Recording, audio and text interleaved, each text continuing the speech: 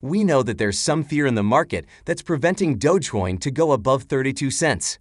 In this video, we'll talk about how Cathie Wood, one of the smartest investors in the world, helped pump cryptocurrencies to alleviate this fear.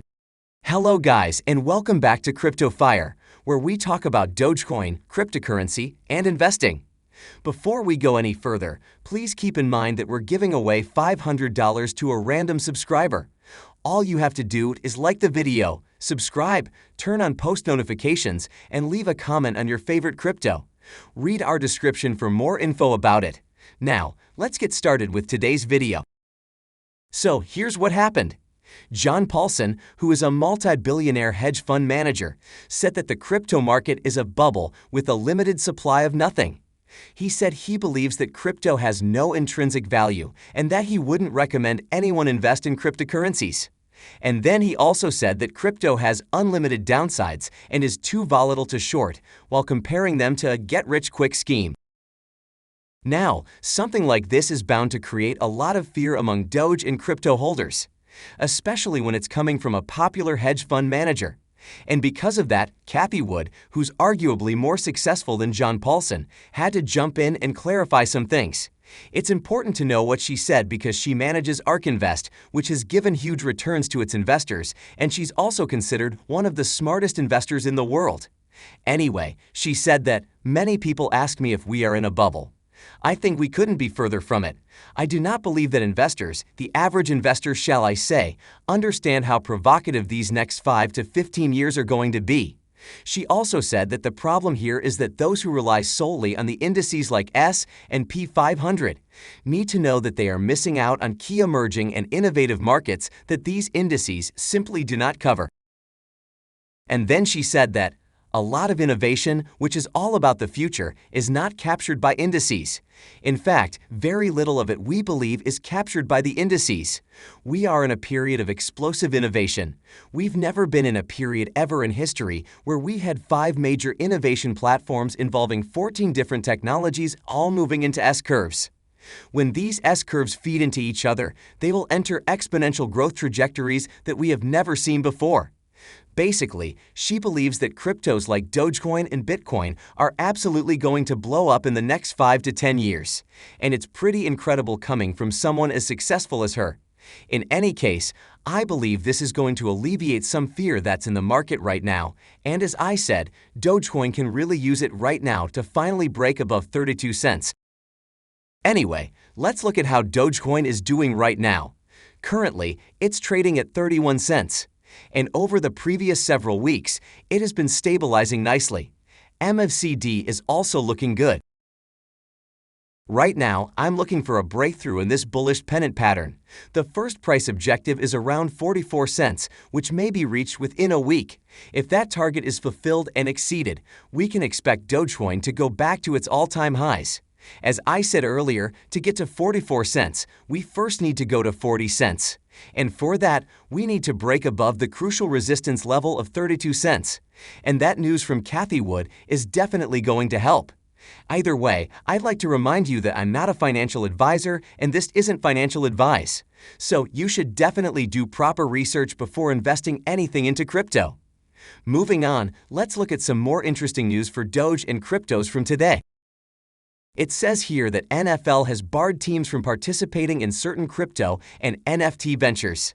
About this, an anonymous NFL team official said that clubs are prohibited from selling or otherwise allowing within club-controlled media advertisements for specific cryptocurrencies, initial coin offerings, other cryptocurrency sales, or any other media category as it relates to blockchain, digital asset, or as blockchain company, except as outlined in this policy. So I think this might be considered as a step backward in crypto adoption. We know how more and more sports teams were getting into crypto. I'm just hoping that they'll reconsider their decision. Now, another news came from Binance. So, this is what happened.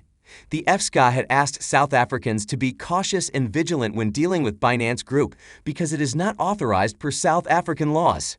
And that made everyone apprehensive about Binance. But then, Binance Exchange was wise enough to clarify this by saying that Binance Group is not a Binance.com entity. Please be mindful of scammers pretending to be associated with Binance.com. And then Binance also said that it is committed to taking a collaborative approach in working with regulators and law enforcement globally, and that it is continuously collaborating with the Financial Intelligence Center at the moment. So, this is pretty great because it looks like Binance is getting back on track, and it's good news for Dogecoin because we see a lot of Doge trading on Binance.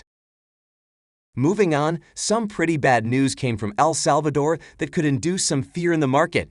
According to a July study, 3 out of every 4 Salvadorans are skeptical about Bitcoin's acceptance in El Salvador.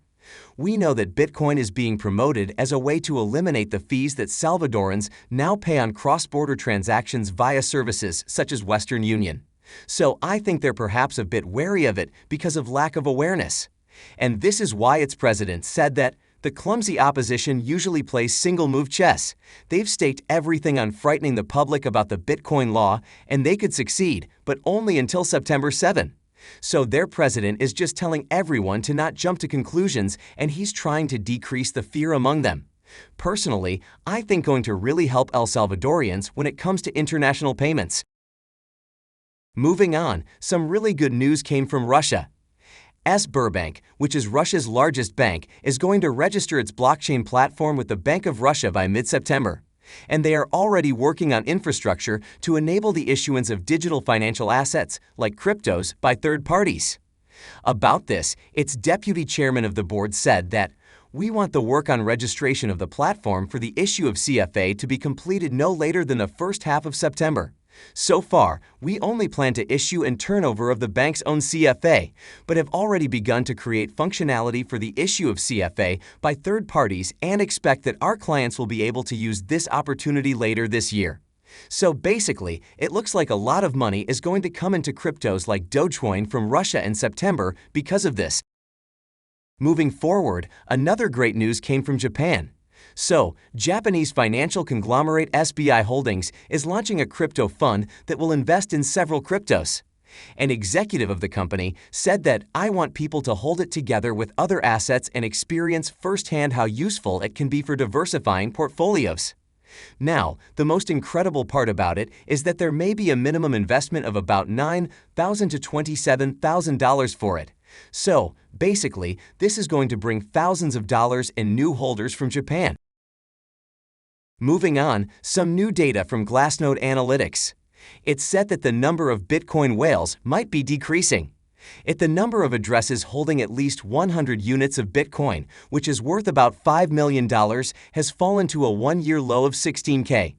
This could imply that the total number of holders has moved away from the high of about 16.7K holders in 2021.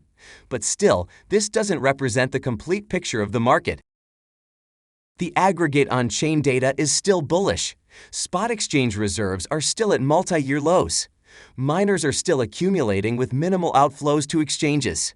So, I think the complete picture here is that these cryptos aren't going anywhere, and we could definitely see Dogecoin rise to 35 cents this week. In any case, I'd love to know where you think we're headed from here. So let me know in the comments section below. And with that, we've come to the end of this video. Thanks for watching till the end. If you enjoyed it, please consider liking and sharing it with your friends.